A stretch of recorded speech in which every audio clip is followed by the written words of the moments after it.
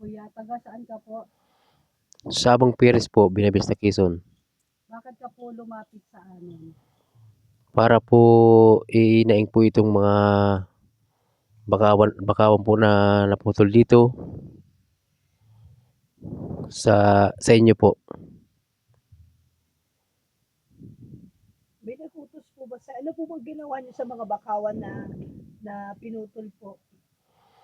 Bago po namin 'to gawin, marami po kami nasagasaan ng mga kahoy po na kahit hindi daw po sabi ng DNR kahit natubong kahoy, bakawan na din po ang tawag.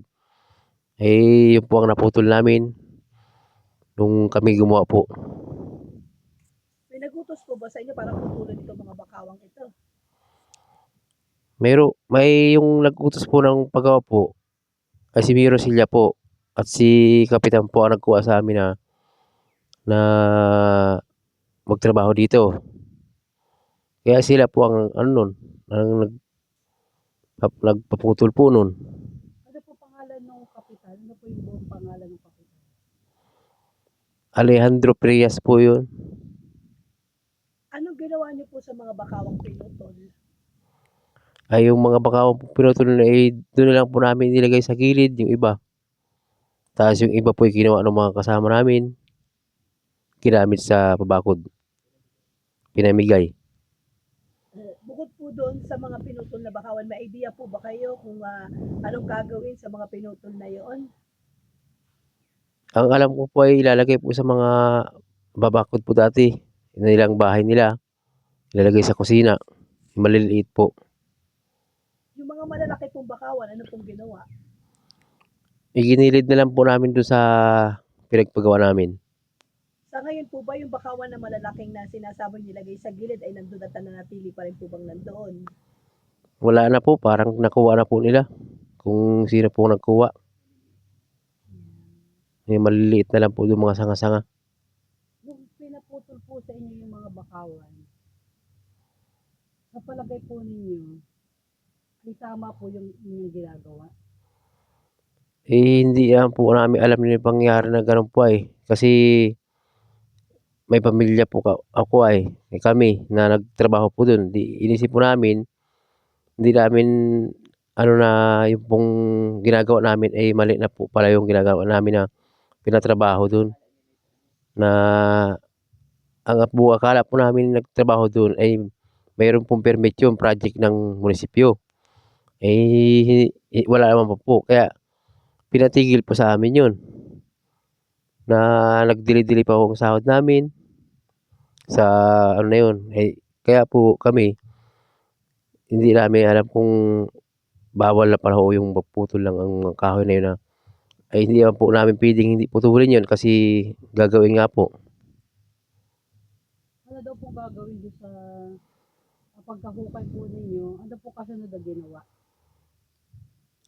Nagpicture-picture po sila doon yung coordinator po ni Mayor Roselia po Junior.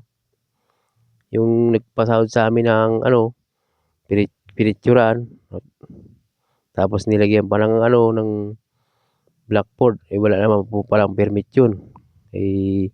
Pati po kaming mga mamamayan na nagtrabaho, madadamay pa. Nakita namin na hinukay yung bakawanan. Kayo din po ba ang gumawa noon? Kasama po kayo doon? Aling Makawanan po ang ano po, doon po sa kabila. Yung sa gilid ng kalsada?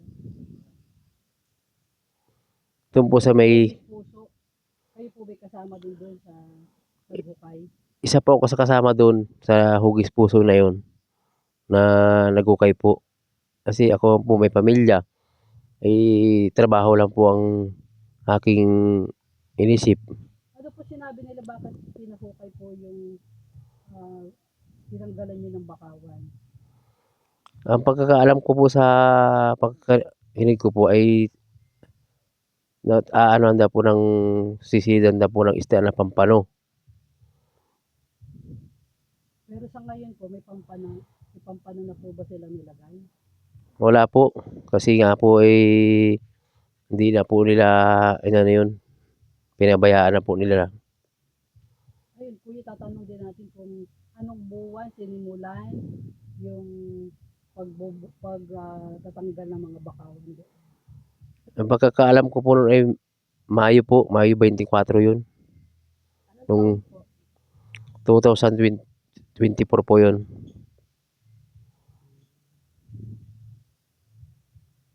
Kagaya po niya na nag-rally pa po ang ang Paggabi na Vista.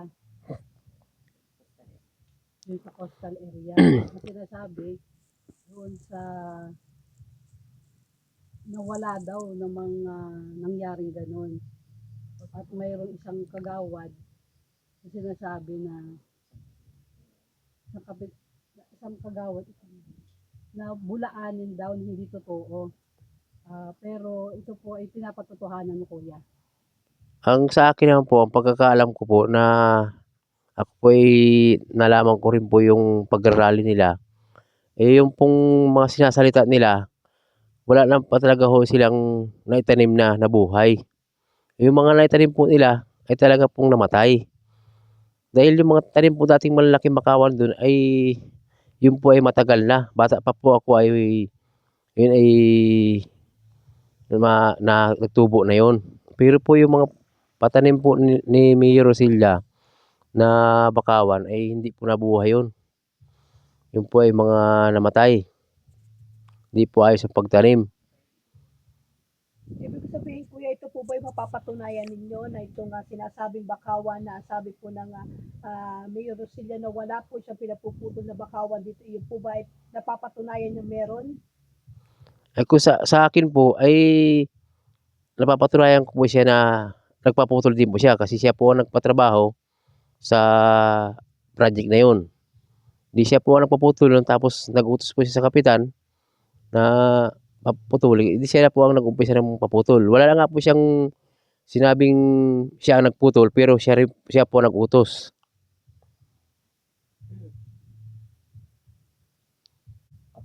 Kuya, sa ngayon po ba ay may takot ka po ba nararamdaman ngayon dahil isa ka doon sa um, ikaw yung parang gusto mong business pero hindi ka naman makakaharap sa tao pero willing kang magbigay ng iyong salaysay. Sa ngayon po ba ano po yung nararamdaman ninyo? Siyempre po ay ako po ay medyo natatakot din kasi ako po isa sa nagtrabaho doon pero ako po ay sasabihin ko po ang katotohanan na talagang may naputol kami. Hindi po ako nagsisinungaling na hindi ako nagsisinungaling na walang pinutol, na si Kagawad Likar ay sinungaling. Mayroon naman po talaga. Dahil isa ako doon sa nakapagtrabaho. Ang sa akin lang po ay dapat naman po ay hindi na ano yun. Ang inaano ko lang po ay ipaglalaban ko naman po talaga yung sa pagpuputol ng bakawan na sabi ay wala. Pero Yun lang po. totoo ay talagang meron. Mayroon po talaga. Eh hindi naman po talaga yun gagawin ng pag ganong kurting puso kung hindi mo sasagasaan yung mga punong bakawan.